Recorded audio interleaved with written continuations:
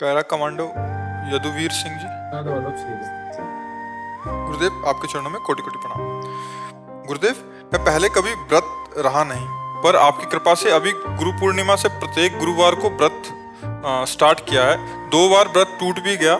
इसमें श्री जी से मांगता हूँ कि आपका स्वास्थ्य हमेशा ठीक रहे और उम्र इतनी लंबी हो जाए कि आप इस कलयुग के सभी जीवों का कल्याण करते रहें और श्री जी कृपा।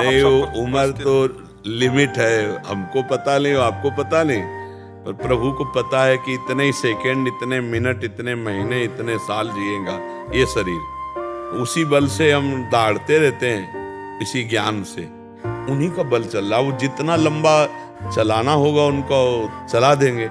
हम ये चाहते हैं कि हमारे जिंदा रहने का फल है कि आप सबकी बुद्धि इतनी बढ़िया भगवान में लग जाए, गंदे आचरण छोड़ के, कि जब मिलो तब मुस्कुराते हुए प्रसन्न और आनंदित, तो मुझे लगेगा मुझे जीने का फल मिल गया। आपके साधना का फल मेरा जीना नहीं है, मेरे जीने मेरी साधना का फल आप हो। आप मुस्कुरा दो, आप आनंदित रहो, आप प्रसन्न रहो, आप हमारे राष्ट्र की सेवा करो, आप गंदे आचरणों से मुक्त हो जाओ, यही हम चाहते हैं। हमारी समाज सुधरे, हमारे नौजवान सुधरे, उनकी सद्बुद्धि हो, वो सुखी रहे तो हम सुखी हैं।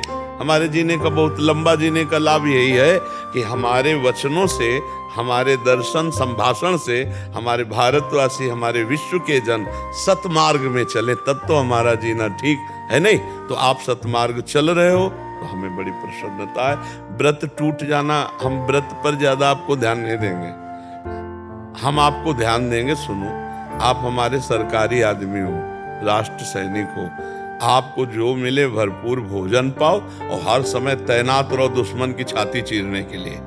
आपका व्रत तिरंगे की रक्षा, राष्ट्र समाज की सुरक्षा, इसके अवसर पर आपको ये नहीं ध्यान आना चाहिए कि हमें पानी पीना, कि हमें भोजन पाना। यही व्रत है। मिले अच्छे से भोजन पाओ, नाम जप करो, और कई कई दिन ना मिले तो प्राणों की बाजी लगाकर हम अपने देश की रक्षा के लिए भूखे भी रह सके, इसकी भी परवाह ना हो।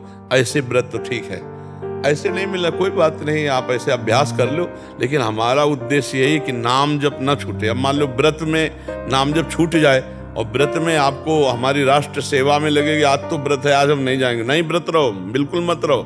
दबा के पाओ, चौड़ी छाती करके दुश्मन की छाती पे गोली बरसाने की तुम्हारे अंदर उत्साह वृत्ति हो, बस ये व्रत है। और खूब नाम जप कर, समझ रहे?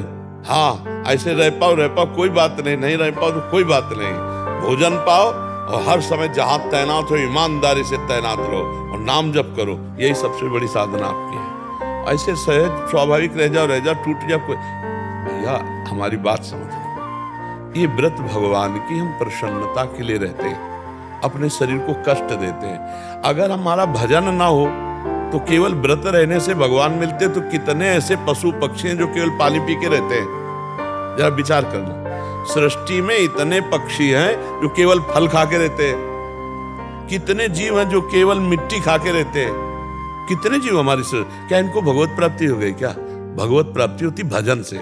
अगर भूखे रहकर भजन हो रहा है तो ठीक है, अगर भोजन पाकर के भजन हो रहा है तो भजन करो। भूखे रहकर भोजन का चिंतन हो रहा मत रहो, व्रत 2 रोटी खाओ और भजन करो, भगवान का चिंतन करो। भूखे रहकर खूब बढ़िया भजन हो रहा है, रह जाओ, कोई बात नहीं। भूखे रह